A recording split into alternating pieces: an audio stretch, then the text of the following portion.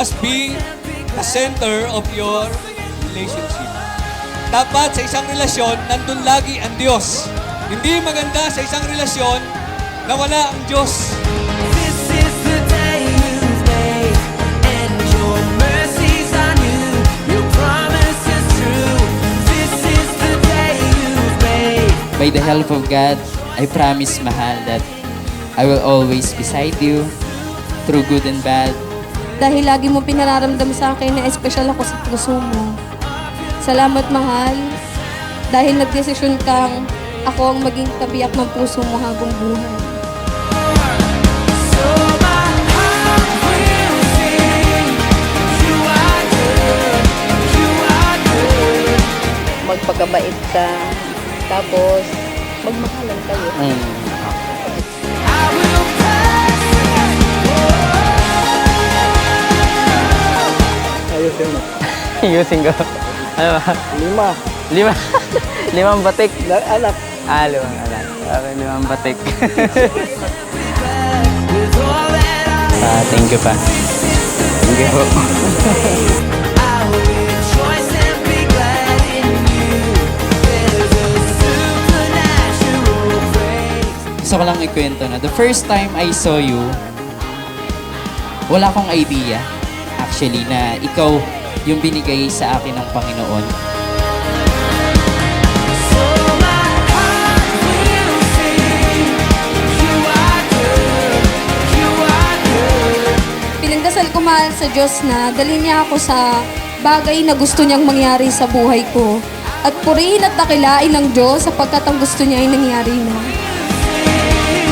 You are good. You are good. And with everything, I will praise. I will praise.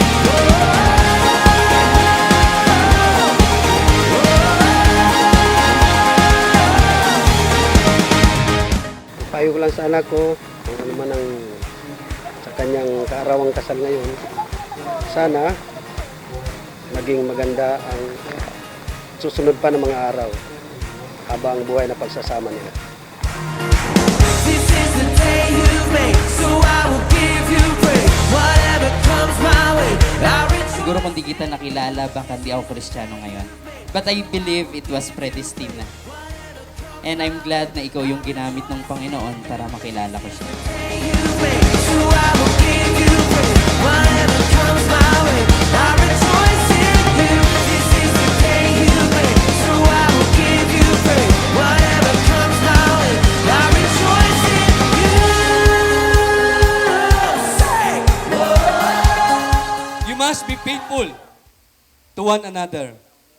Maging tapat lagi sa isa't isa. Many a man claims to have unfailing love, but a faithful man who can find. Nandito tayo, kinakasal. Hindi dahil sa may pangakong binitawan, kundi dahil sa biyaya ng Diyos at pagtitiwala sa isa't isa.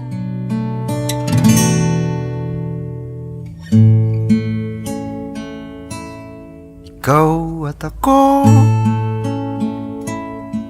pinagtagpo, nag-usap ang ating puso, nagkasundong magsama habang buhay.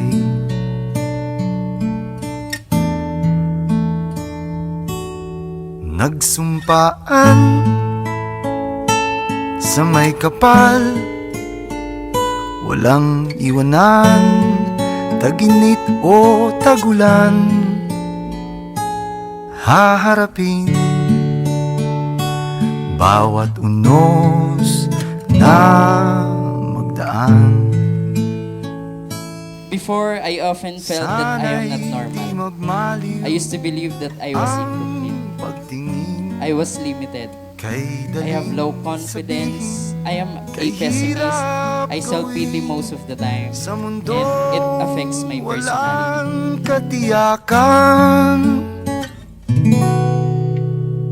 sabay nating gawing kahapon ng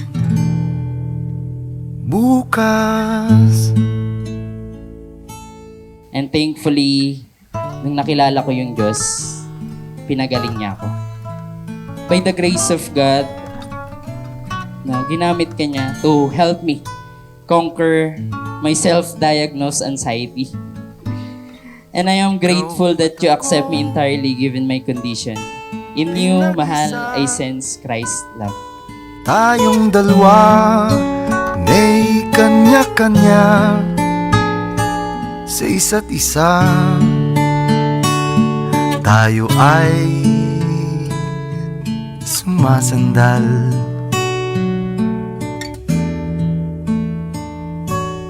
Bawat hangad kayang abutin, sa pangambay di paalipin. Sa mga panahong stress ka, dadamayan kita.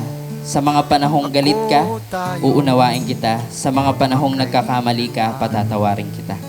And I will pray for you always. And I promise to always love you with the love of Christ. Babanggit, pag-ibig ko'y di masukat ng anumang lambing. At kung magkamali akong ika'y saktan, puso mo ba'y handang Pinapangako kong igagalang kita ng buong puso sa bawat sandali at ituturing kitang leader sa ating bubuing pamilya, kagaya ng pagtingin ko sa Diyos bilang pinuno ng simbahan. Magpapasakop ako sa iyo ng buong tapat at pag-ibig. At kulang ang salitang mahal para ilarawan ko sa iyo kung gaano kita kami namahal. ikaw at ako.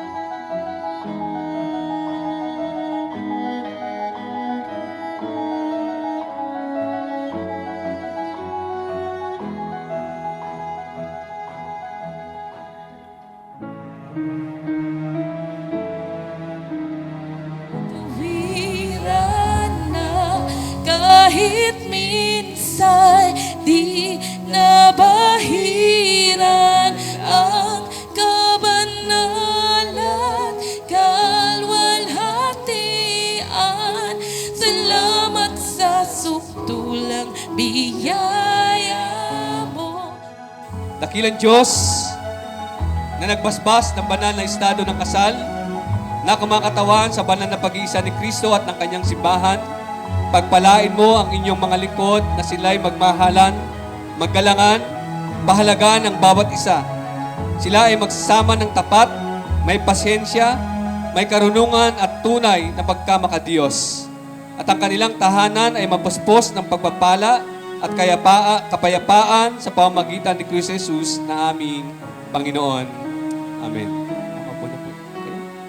Pag-uusapan natin ngayon, ang ibabahagi ko ay 4 important ingredients in marriage.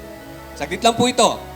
Number 1, God must be the center of your relationship. God must be the center of your relationship. Alam niyo po, sa isang relasyon ay hindi po maganda ang walang third party, malungkot. Payag po ba kayo sa isang relasyon may third party? Tahimik tayo ha.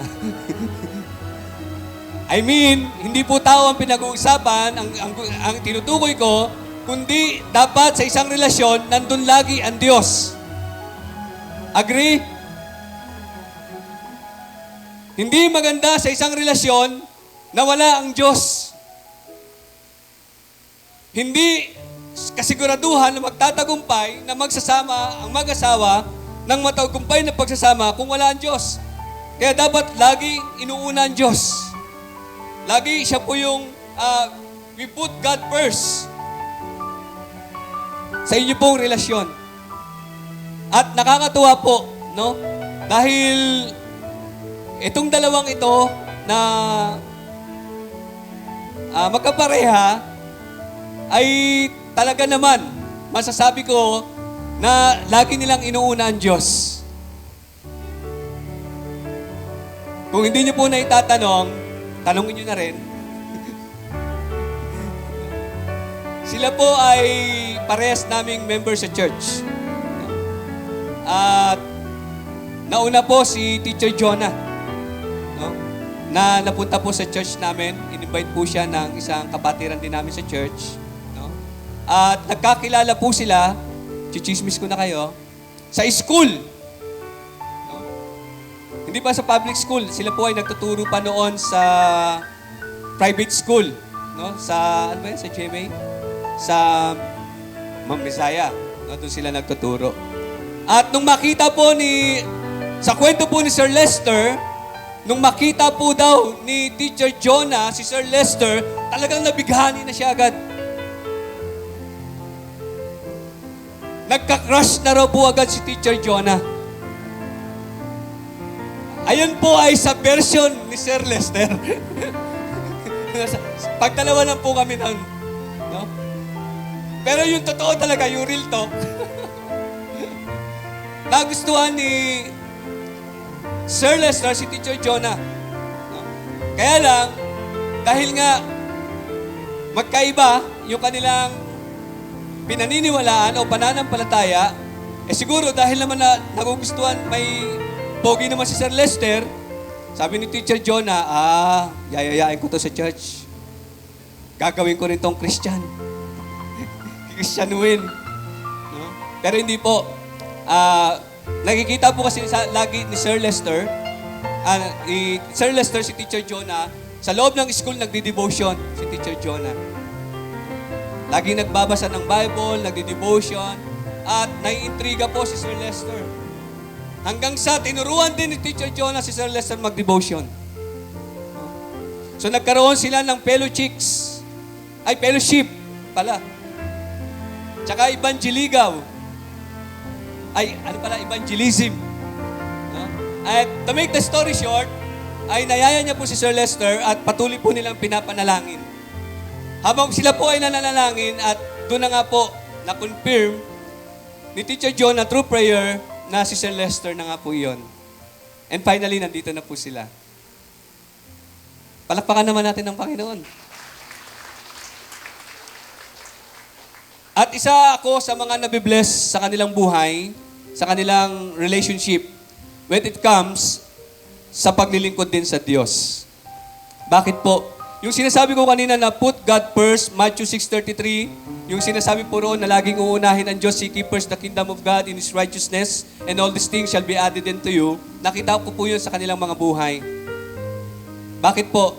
Sa church po namin, meron po kami mga ministries. No? Especially every Saturday, every Sunday. At ito pong dalawang ito ay hindi naman lingit sa ating kalaman. Sila po ay mga pares na mga teachers. Teachers sila parehas. No? Pares din sila sa public school. At alam naman natin sa public school ay napakarami talagang ginagawa. Napakaraming paperworks. Alam ko yun dahil yung asawa ko teacher din. No? Yung asawa ko ay natutulog, anong oras na? Tulog na kami lahat, yung asawa ko, panay dot sa computer. Pagtulog ko, pagising ko, nandun pa rin. Araw-araw po yung gabi-gabi. No? But, trabaho nila yun. Ayun yung pinili nilang profession. Kaya salamat sa Lord, nagpastor ako, hindi ako nag-teacher. No? But, ang gusto ko sabihin, in spite na sila po ay sobrang busy sa kanilang trabahong ginagalawan, alam niyo po, every Saturday, kasama ko po sila sa gawain para sa Panginoon. Pupunta po kami every Saturday sa Tagaytay. Nagtuturo kami ng mga bata. Isipin niyo, Monday to Friday nasa school. Saturday, pupunta kami ng Tagaytay. Magtuturo lang kami ng mga bata. Maghapon halos kami roon, umuwi kami hapon na. Tapos Sunday naman, nasa simbahan. Nagde-date po sila sa loob na ng church. No? Ganun po kahalaga sa kanila yung sinasabi. Kasi maraming alam natin na laging uunahin ang Diyos. Ang Diyos dapat lagi nasa gitna ng relationship. Hanggang dun lang. Pero hindi talaga ginagawa. Hindi sinasapamuhay. Wala pong halaga yung alam lang natin, pero hindi naman natin ginagawa. Tama? Bawa, marami kang alam, yung alam mo naman, hindi mo ina-apply sa buhay mo, baliwala po yun. Ganon din sa larangan namin. No? Sa larangan namin, bilang mga pastors, hindi ibig sabihin, mas marami kang alam sa Biblia, mas magaling ka rin. Ang mahalaga, yung Biblia, nakikita sa buhay natin. Kasi sabi nga ng isang author, knowledge without application is abortion. Baliwala. So dapat laging uunahin ang Diyos. Lagi siya yung sentro. Kaya nga yung wedding, parang salitang welding. Sino sa inyo po marunong mag-welding? Mga lalaki. Wala? Si Sir, nag-welding ka, Sir? Si Brad Johnny lang magaling mag-welding. Yung welding, dalawang bakal, no? Para magdikit siya, kailangan niya ng welding machine at saka ng welding rod. Diba? Yung welding rod ay yung magdidikit sa kanilang dalawa. Kung walang welding rod, hindi sila mag-welding. Diba? So salamat dahil merong Diyos, no, na inyong pinaglilingkuran. No? So dapat, kaya nga si Teacher Jonah, pinili niya muna, dinala niya muna talaga si Sir Lester sa church. Kasi dapat talaga laging pinipili, katulad natin, Kristiyano rin. Hindi lang puro kilig. Sa mga kabataan na nandito, kailangan piliin natin yung parehas natin ng kauri. Kung ikaw ay Kristiyano, dapat Kristiyano rin. Huwag tayo magbe-base sa kilig lang. Kasi yung kilig, nandyan lang naman yan eh. No? Huwag ka magbe-base doon lang sa, magaling mag-basketball. Kinikilig ka, galing mag-basketball. Sir Lester pa naman, magaling mag-basketball. No? Shooter si Sir Lester eh. Pero hindi dapat yun ang basihan. Kasi maraming sumasagot ng mga babae sa mga lalaki dahil magaling mag-basketball. Pag mag-asawa na, dumating yung maraming bills, anong gagawin natin? O panoorin mo to, Pedaway. Na? Anong gagawin mo sa Pedaway? No? So, lagi unahin ang Diyos sa lahat ng bagay. No? Pangalawa, you must be faithful to one another. Maging tapat lagi sa isa't isa. Napaka-importante po niyan, yung faithfulness. Sir Lester, no? Teacher Jonah. Sabi ng Proverbs 20 verse 6, many a man claims to have unfailing love, but a faithful man who can find. Ulitin natin, many a man claims to have unfailing love, but a faithful man who can find. No? Maraming nagsasabi na sila ay mapagmahal, at kung ano-ano pa, magagandang mga sinasabi. Pero ang sabi roon, but a faithful man who can find. Mahirap maghanap. No? Madali pa makahanap ng mga poging lalaki. Nasa paligid yan, marami. Pero, mahirap makahanap ng faithful na lalaki. Teacher Jonah. Iilan na lang kami. Ayun ang matindi sabi ni Sir Lester. Kaya jackpot ka, Teacher Jonah. Sabi ni Sir Lester, pogi na, faithful pa. Sang ka pa. Diba? Kaya, napakapalad mo, Teacher Jonah. No? Dahil nagka-crush ka kay Sir Lester. No? So, maging faithful sa isa't isa. Maging tapat. Pagkatiwalaan nyo yung isa't isa. Lalo na, sir, pagkatiwalaan mo si Teacher Jonah, kahit sa mga anumang larangan, kahit sa pera, siya na yung mamamahala. Kay Teacher Jonah naman, pakita mo naman yung pagtitiwala, susuklian mo. No? Marami kasi mga babae, no? Habang tumatagal ay nagkakaroon ng sakit. Ano yung mga sakit minsan ng mga babae? Alcoholic. Pag maraming sale, Shopaholic, Lazadaholic, pindot ng pindot. No? So, maging faithful. No? Ang maganda ay si Sir Lester, wag nang titingin pa ng may kagandahan maliban kay Teacher Jonah. Kaya from now on, Teacher Jonah, para sa mga mata mo, si Sir Lester na ang pinaka-pogi na lalaki. May mga pogi, pero siya yung pinaka-pogi. No? Kahit walang ligo, pinaka-pogi pa rin. No? Kay Sir Lester din, ganun din. Sa ngayon, simula ngayon, hindi pala sa ngayon, simula ngayon, dapat si Teacher Jonah na sa paningin mo, ang pinakamaganda sa lahat. Pinaka-sexy sa lahat. Kahit walang toothbrush, hindi, joke lang. Siya talaga. No? Walang iba. So, pangatlo, eto maganda, respect. Kahit mag-asawa na, magwawala yung respeto. Alam niyo po, sa mag-asawa, marami nagkakagulo kasi nawawala na yung respect. Pag tumatagal na mag-asawa, minsan ang pagsasama, parang ano na lang, parang magkapatid na lang, yung turingan, sa sobrang tagal. No? Minsan nawawala na yung respeto. Kaya napakahalaga, merong respeto. Especially, Teacher Jonah, sa aming mga lalaki, gusto namin, dahil kami yung padre de pamilya, gusto namin kami yung nirespeto. May mga lalaki, most sa mga lalaki, mga babae, para alam nyo lang po, hindi po kami masyado showy. Hindi kami madalas magsabi ng I love you. No? Hindi kami madalas magsabi ng I miss you. Generally speaking, pero may mga lalaki naman na showy. Ibig sabihin, pangkalahatan. So, hindi kami masyado showy. Hindi kami lagi nagsasabi ng I love you. Yung I love you namin, pinapakita namin sa ibang mga paraan. Bawa, nagtatrabaho kami, nagbibigay kami, pinagprotektahan namin kayo. Ganun namin, sinasabi yung I love you. No? Kaya huwag kayo magtatampo minsan pag hindi na sinasabi yung I love you kasi sa ibang paraan naming lagi yung sinasabi. No? Ang gusto lang namin mga lalaki, respeto. Kahit hindi nyo kami lagi sabihan ng, I love you, pagkagising. Pero mas maganda kung sabihan, no?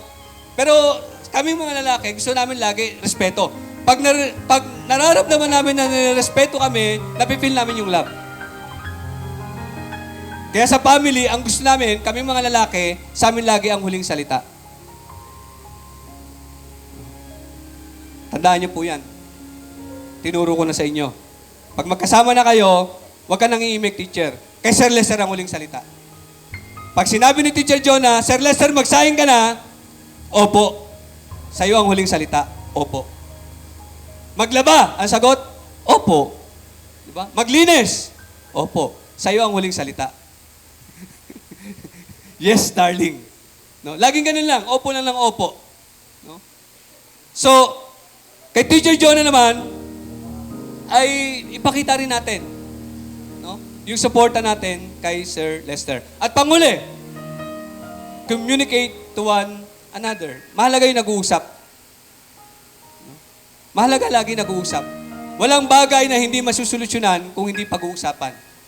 Yung problema kasama talaga yan eh. No? Wala yata akong kilala o alam na merong relationship na kahit konti hindi man lang nagkaroon ng problema. No? Laging meron. Laging may mga pinagtatalunan. Pero dapat laging pinag-uusapan. At dyan naman magagaling yung mga babae. Magsalita. Sabi ng Proverbs 25:24, better to live on a roof than to share the house with a nagging wife. Ulitin natin, Teacher Jonah, sabi, better to live on the roof than share the house with a nagging wife. No? Wag puro da. No? Kaya laging maraming umaalis na mga lalaki kasi hindi pa nakakapagsalita, hindi pa nakakaupo, tat na agad. Ano gagawin ng lalaki? Lalabas.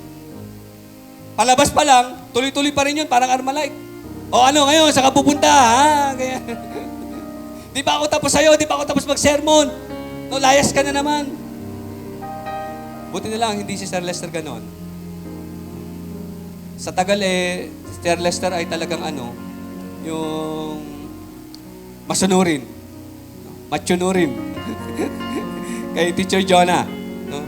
So, Sir Lester, lagi mo intindihin si Teacher Jonah. Dahil, si Sir Lester pala, math teacher. No?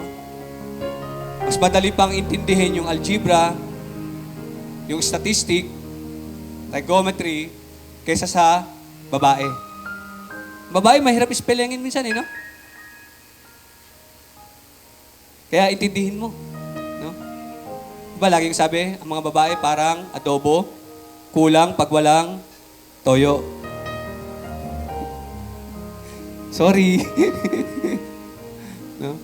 Tsaka, dapat, kayo ng mga babae, sa lahat po ng mga babae may mga asawa, alagaan nyo maigay yung mga lalaki. Lagi makipag-usap. Ako, yung asawa ko po, andito, nung una, yung asawa ko, hindi magaling magluto. No? Hindi siya magaling magluto. Nung una. Pero ngayon, napakasarap po magluto. No? Master niya na po yung adobo. Kasi 10 years na po yata kami nagsasama. No? Na ano na yung ko? Nasanay na. But, kidding aside, sinasabi ko sa kanya, minsan, Han, ang alat ng timpla mo. Nung una, medyo na-open siya. No? Di ba yung mga babae mabilis ma-open? Sasabihin ng babae, di ikaw magluto. Nagluto na nga umaangal ka pa. Di ba maganda kaming mga lalaki sasabihin namin? Para sa susunod, baka akala nyo kasi masarap. Akala nyo masarap. Akala nyo tama lang. Pero paano kung may ibang bisita, lalo na sa akin, bawal sa akin talaga sobrang alat. So, kaya lang na-open siya. Nag-isip ako ng paraan. Paano ko kaya sasabihin sa asawa ko na maalat yung kanyang timpla magluto? Na hindi siya ma-open. No? Tinuro ko na rin yung kay Sir Lester. Kaya alam mo na. Sa mga hindi pa nakakalam, ganito lang ang sasabihin nyo sa mga asawa niyong babae para hindi ma-open kung maalat yung kanyang luto. No? Sinabi sa akin ng asawa ko, Han, kamusta mo ba yung timpla ng luto ko? Tinikman ko, medyo maalat. Sabi ko, Han, parang kulang sa tabang. No, parang kulang lang sa tabang. Bawasan mo lang ng tabang, okay na. No? Sabi ko, tsaka siguro baka mura yung asin. Mura yung asin sa labas. Medyo kontian lang natin yung bili. No, para konti lang may ilalagay. And then, finally, sobrang sarap magluto ng asawa ko. No? Kaya gustong-gusto ko sa bahay lagi kumakain. No? Ayoko sa fast food, mas gusto ko sa bahay. Alam po yun ang asawa ko. No? Lagi po namin niluluto, tinola, adobo, sinigang.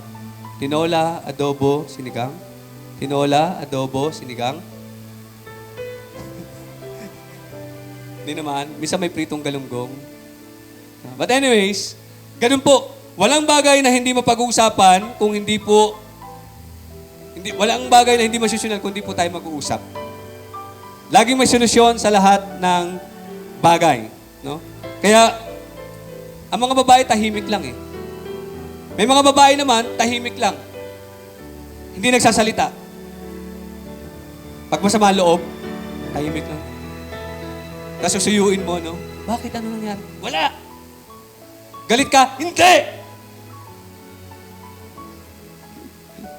No? Hindi nga, galit ka nga. Alam mo naman pala, nagtatanong ka pa.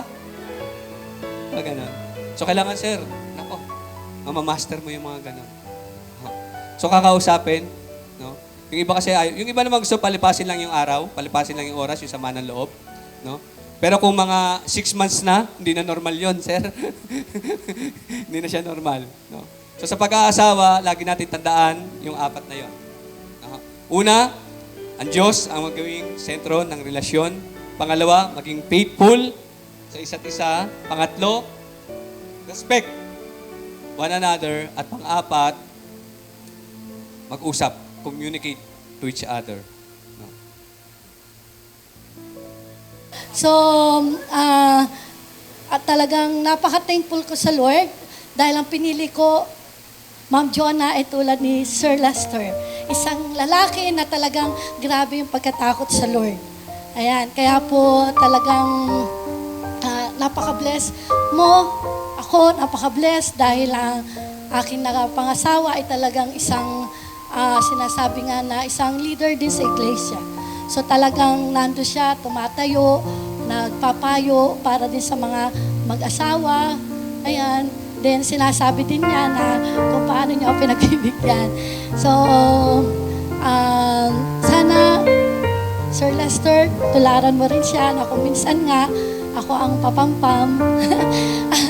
Ganon, pero hindi niya ako pinapatulan. Kasi alam niya kung saan siya lulugar. Ayan, at never po kami matulog na hindi kami in good term.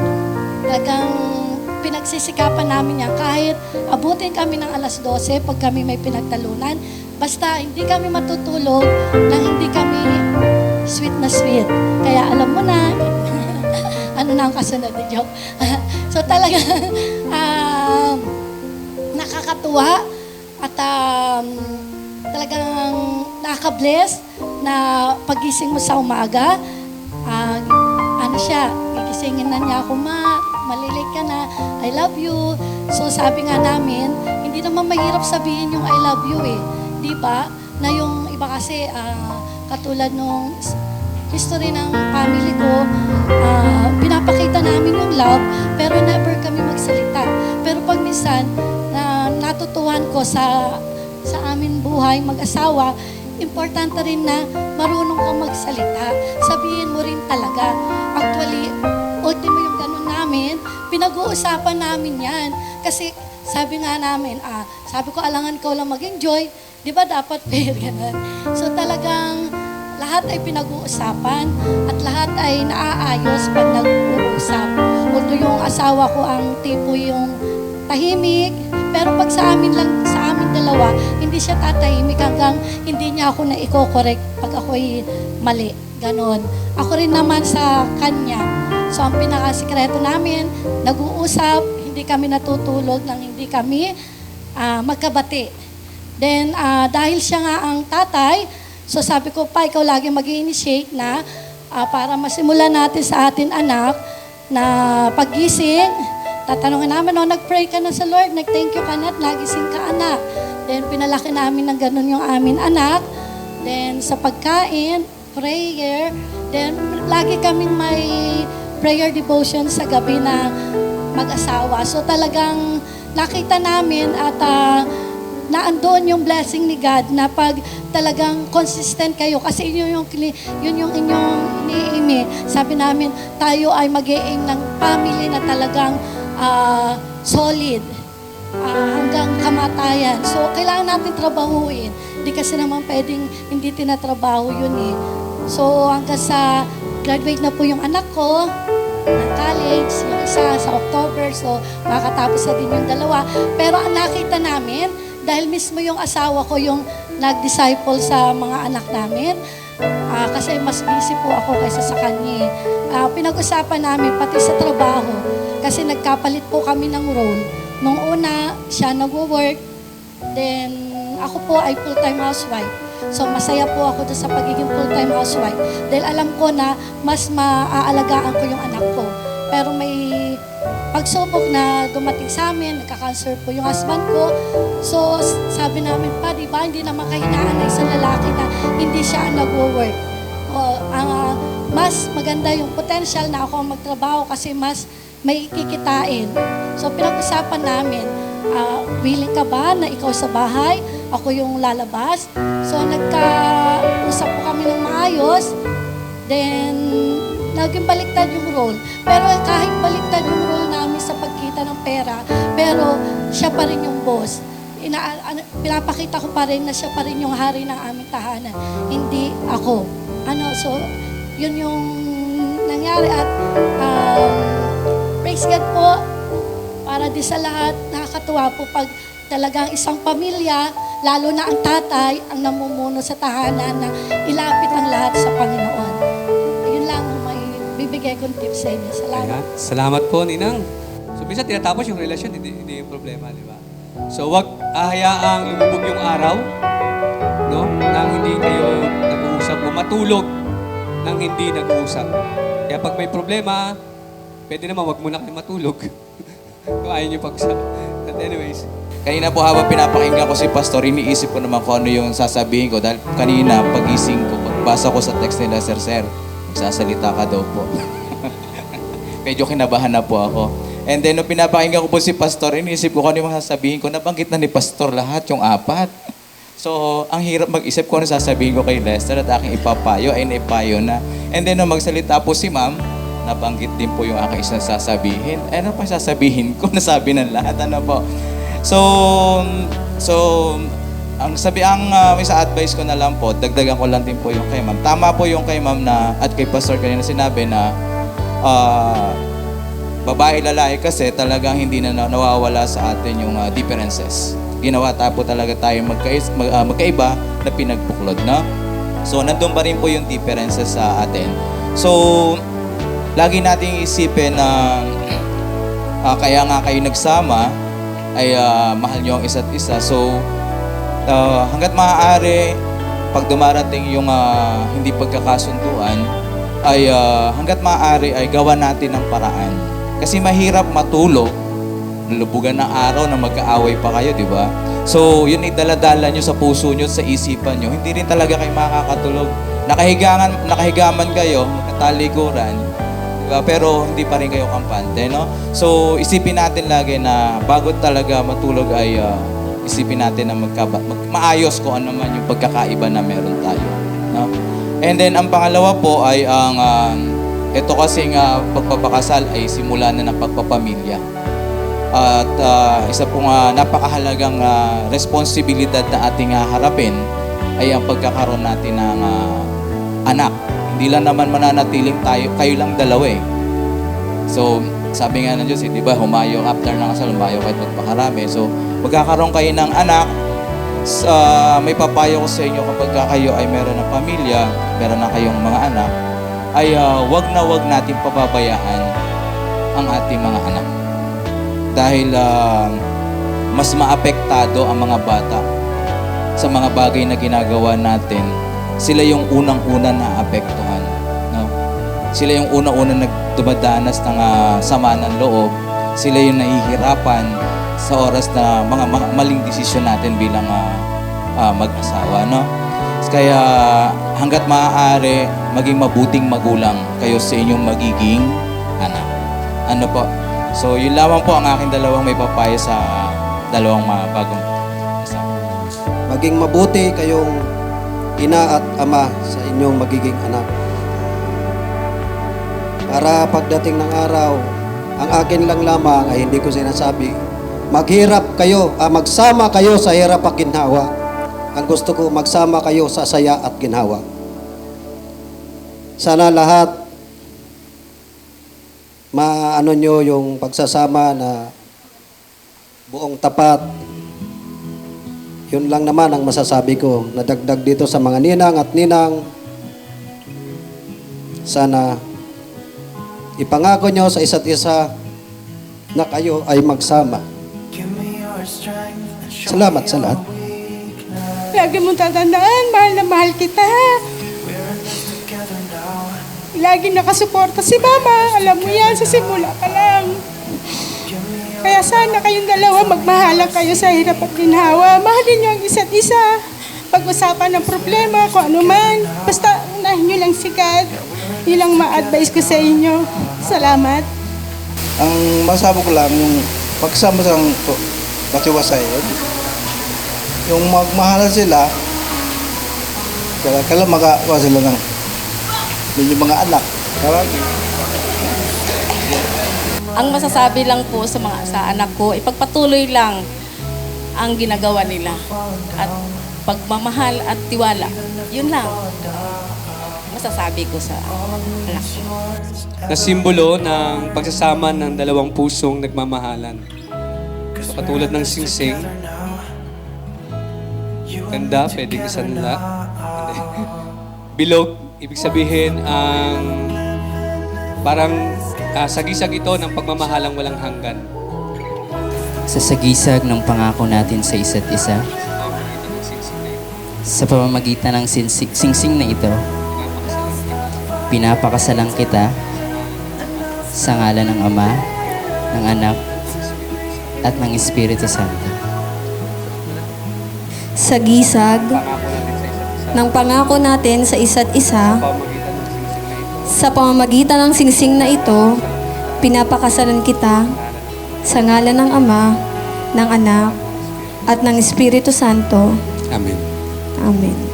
Ibibigay ng lalaki ang aras sa kanyang asawa at mangako na sa lahat ng kanyang yaman ay kahati ang kanyang asawa at susuportahan niya ito sa lahat ng kanyang pangangailangan. Ibinibigay ko ang aras na ito bilang tanda ng aking suporta sa iyo at pangako na pangangalagaan ka sa lahat ng kailangan. Tinatanggap ko ang aras na ito bilang tanda ng pagsuporta ko sa iyo at nangangako na iingatan ang paghawak nito para sa ating pangangailangan. Tinatanggap namin ang Bibliyang ito bilang tanda ng pagmamahal sa salita ng Diyos at maging gabay sa aming buhay pananampalataya. Ang belo ay sumisimbolo sa pagpapasakop ng babae sa kanyang asawa, ang lalaki na ang padre de pamilya. Ito rin ay sumasagisag sa pangangalaga at pagtatanggol ng lalaki sa kanyang asawa. Ang tali naman ay sumisimbolo sa walang hanggang pag-ibig na nagbibigkis sa mag-asawa. Buong pag-ibig na sinumpaan sa isa't isa tulad ng isang matibay na tali na hindi kailanman mapuputol.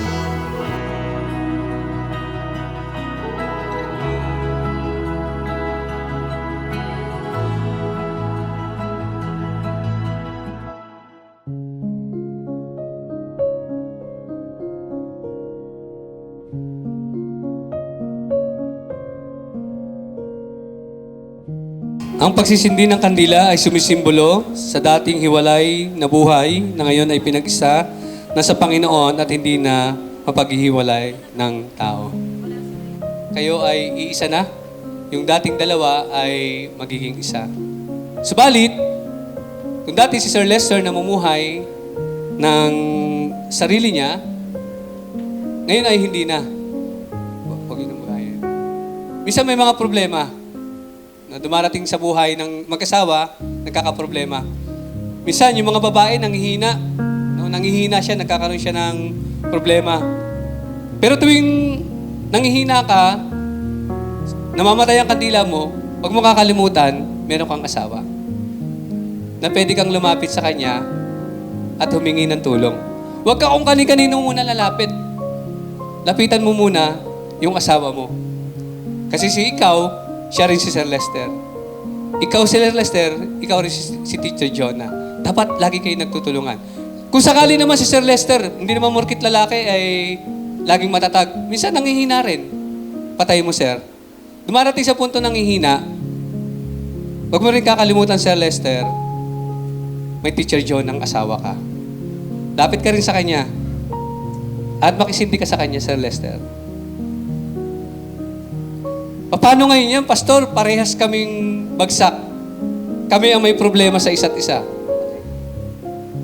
Huwag kayong mag-alala. May lalapitan tayo. Ang Diyos. Yan. So tuwing may problema, si Teacher Jonah, Sir Lester, dapat andyan ka. Sir Lester, tuwing may problema, Teacher Jonah, dapat lagi nandiyan ka. Kung may time na parehas kayong may problema, huwag niyong kakalimutan, lapit lang sa Diyos. Ang Diyos, hindi namamatay ang ilaw kailanman. Lagi tayong lapit sa Diyos. Sir Lester, ito ang iyong unang legal na halik. Ito yung legal. O, kasi yung mga nauna, illegal. No? So, Sir Lester, pwede mo nang halikan si Teacher Jonah.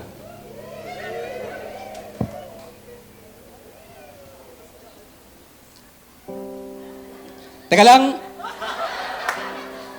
Bibilang muna kami daw ng 3. Opo.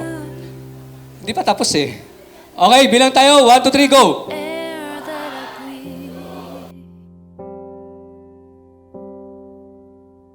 Yes, and you are all that I need.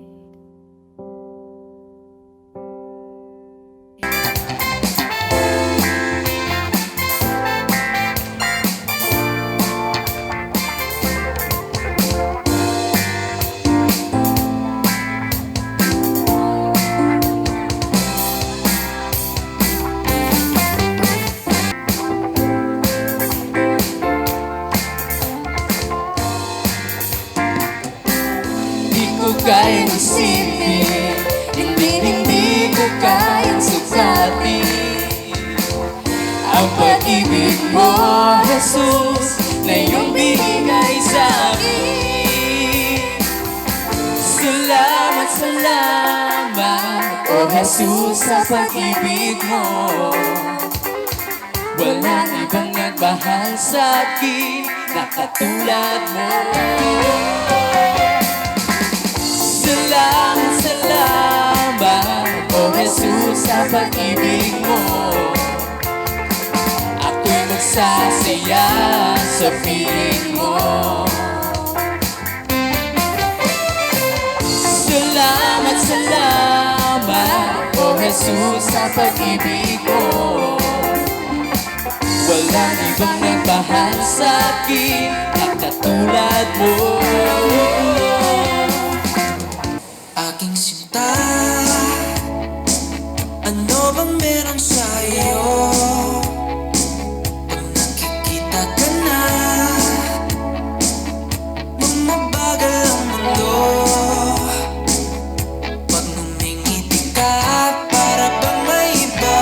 Pag tumitingin sa'kin, mapupungay mong mga mata. Wala akong takas sa nakakalunod mo.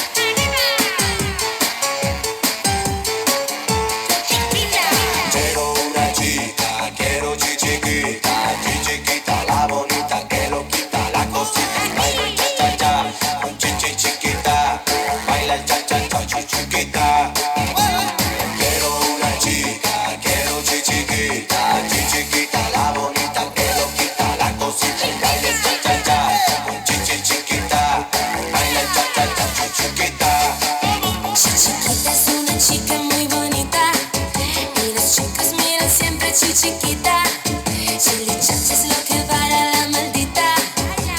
Ay, chiquita del amor. Chiquita es una chica muy caliente. Ella es más fuerte que el aguardiente. Wala ba kayong mga kawisan? Es lo que quiere fuertemente.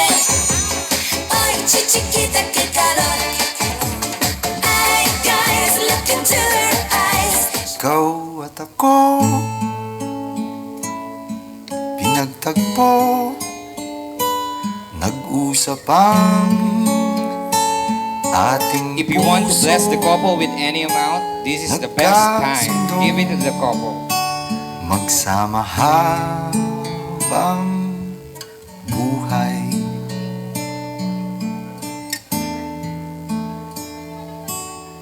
Nagsumpaan sa may kapal, walang iwanan, taginit o tagulan, haharapin bawat unos na magdaan. Sana'y di magmaliw ang pagtingin, kay daling sabihin, kay hirap gawin, sa mundong walang katiyakan. Sabay nating gawin kahapon ng If you want to bless the couple with any amount, may inihanda pong box dito yung couple kung saan maaari niyo pong ilagay yung cash gifts mo for the couple. Maraming salamat po.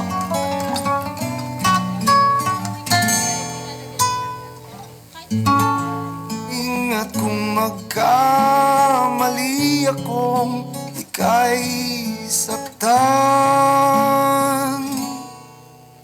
Puso mo ba'y handang magpatawad? Okay, maaari na po tayong maupo. At ang ating bride. How sweet it is to be loved by you. Feel so fine. Palakpakan naman natin ang ating How couple. sweet it is to be loved by you. I close my eyes at night, wondering where would I be without you, my life. Everything I did, how sweet it is to be loved by Okay, palakpakan pa na po natin ang ating couple. How sweet it is to be loved by you. Mike. Lobo, magandang gabi po sa lahat. Sa una-una, congratulations June at Jonah. Wala na akong masabi kasi naturuan ko na magmotor eh. Yun na lang, good luck. And sana magparami kayo ng anak. Sige, salamat. Okay, cheers.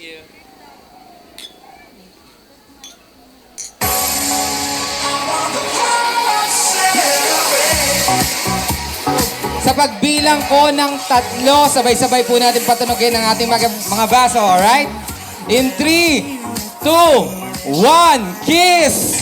Kiss me, I love you baby, barley nightly, beside the green, green grass, swing, swing, swing the space. Oy, matagal pa yan, no? Tuloy-tuloy pa yan. May natunog pa. Kiss me. Alright, thank you very much. Thank you so much for a beautiful couple. Maraming salamat po sa lahat ng pumunta dito. Nagpapasalamat po kami sa aming mga ninong at ninang po na pumunta dito. Maraming salamat po sa oras ninyo at po sa buhay ninyo. Nagpapasalamat din po ako sa family ko na sumuport po sa akin sa preparation na to. Ganon din sa family po ni Lester. Maraming salamat po sa inyo. Sa aming Hope Church family, maraming salamat po sa inyo sa pag-assist po sa amin. Maraming salamat. Gayon din po sa mga co-teachers ko po sa Area J Elementary School. Maraming salamat po sa inyo, ma'am. 3 araw akong absent. Maraming salamat po sa pagbantay niyo sa mga estudyante ko. Maraming salamat po. Yun lang po. Ayun po. So ako rin po, unang-una nagpapasalamat po sa Diyos sa araw na to na pinagkaloob niyo po sa amin. Salamat po sa buhay niyo po. At lalong-lalo na rin sa answered prayer, no? Sa magandang panahon na pinagkaloob ng Panginoon sa amin. Dahil 1 week ba or days before kasi may pumasok na bagyo, no, dito sa Pilipinas. But blessing ni Lord, ang ganda ng panahon. Mainit nga lang pero mas okay na yung kaysa naulan or bumabagyo. Kaya sa Diyos po ang papuri and sa lahat po sa inyo, maraming salamat po sa mga kaibigan ko po, sa family ni Jonah, sa co-teachers ko po, yan, sa LSA, sa Bulihan, Integrated National High School. Sinabi mo yung RGS eh. Sinabi ko rin yung school. Yan, sa church family namin na sobra yung support sa amin. Maraming thank you po kay Pastor and Ate Brenda, kay Jester, sa lahat po sa inyo. Hindi ko na po maisa-isa na. Thank you po ng marami. God bless po sa inyo. Congratulations sa inyong dalawa, mga kapatid. And have a safe trip sa pag-uwi, mga families and friends. God bless you. To God be the glory.